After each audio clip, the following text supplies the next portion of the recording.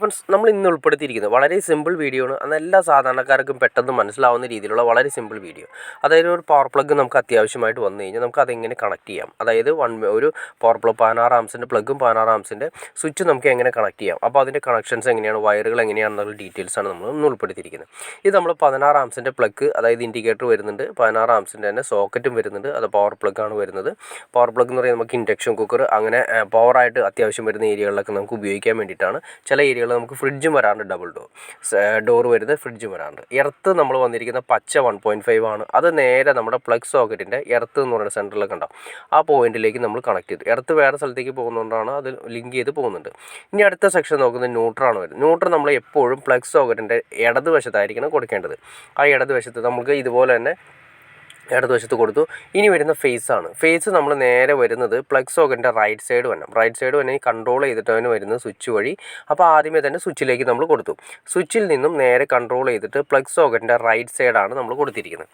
Right സൈഡാണ് കൊടുക്കേണ്ടത്. കണ്ടോ, എൽ എന്ന് മാർക്ക് ചെയ്തിട്ടുണ്ടാവും. എൽ എന്ന് മാർക്ക് ചെയ്തിരുന്ന സ്ഥലത്ത് ഫേസും, എൻ എന്ന് മാർക്ക് ചെയ്തിരുന്ന സ്ഥലത്ത് ലെഫ്റ്റ് സൈഡ് എൻ മാർക്ക് ചെയ്ത് ആ ന്യൂട്രാണ് ഉദ്ദേശിക്കുന്നത്.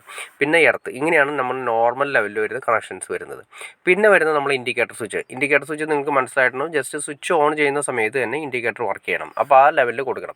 അപ്പോൾ ന്യൂട്രലിലേക്ക് നമ്മൾ ഇൻഡിക്കേറ്ററിൻ്റെ ഒരു വയർ കൊടുത്തു. അതിനുശേഷം സ്വിച്ച് ഓൺ ചെയ്യുന്ന സമയത്ത് ആ ലൈറ്റ് പ്രകാശിക്കുന്ന രീതിയിലായിരിക്കണം നമ്മൾ കൊടുക്കേണ്ടത്. ലൈറ്റ് ജസ്റ്റ് സ്വിച്ച് ഓൺ ചെയ്യുന്ന സമയത്ത് ലൈറ്റ് പ്രകാശിക്കണം. അപ്പോൾ നമ്മൾ ഫേസ് വരുന്നതല്ല, നമ്മൾ കൺട്രോൾ ചെയ്ത് പോകുന്നത് നമ്മുടെ പ്ലഗ് സോക്കറ്റിലേക്ക് പോകുന്നതിലേക്ക് നമ്മൾ കൊടുത്തു. ഇനി നമ്മൾ കൊടുക്കേണ്ടത്, ഇവിടെ നമ്മൾ കൊടുത്തിരിക്കുന്നത് PVC ബോക്സാണ്. PVC ബോക്സിൻ്റെ മോഡ്യൂളിലേക്കാണ് നമ്മൾ ഈ പറയുന്ന ഷീറ്റ് നമ്മൾ കൊടുക്കുന്നത്. അപ്പോൾ നിങ്ങളൊരു കാര്യം മനസ്സിലാക്കി, PVC ബോക്സ് നമ്മളിവിടെ കൊടുത്തിരിക്കുന്നത് 4x4 കൊടുക്കാം. ഇതിൽ 5x4 ഇവിടെ കൊടുത്തിരിക്കുന്നത്.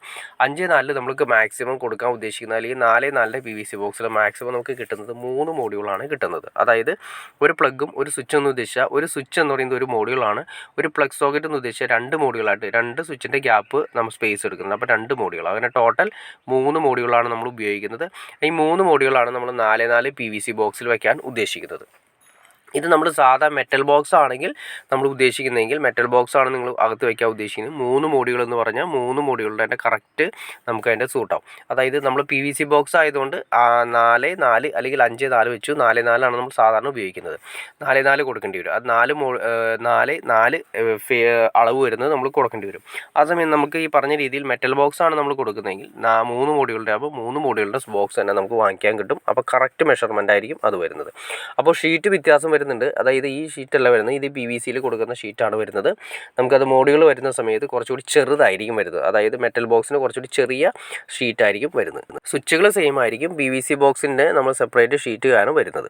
അപ്പോൾ നിങ്ങൾക്ക് ഇതിനെക്കുറിച്ച് ഏകദേശം ഒരു ഐഡിയ കിട്ടി കാണുമെന്ന് വിചാരിക്കുന്നു. ഇനി എന്തെങ്കിലും ഡൗട്ട്സോ കാര്യങ്ങളോ ഉണ്ടെങ്കിൽ തീർച്ചയായിട്ടും കമൻറ്റ് ചെയ്യാൻ മടിക്കരുത്, ഷെയർ ചെയ്യാൻ മടിക്കരുത്, സബ്സ്ക്രൈബ് ചെയ്യാൻ മടിക്കരുത്. ഓക്കെ ഫ്രണ്ട്സ്, അടുത്ത വീഡിയോയിൽ കാണുന്നവരെ ഓക്കെ.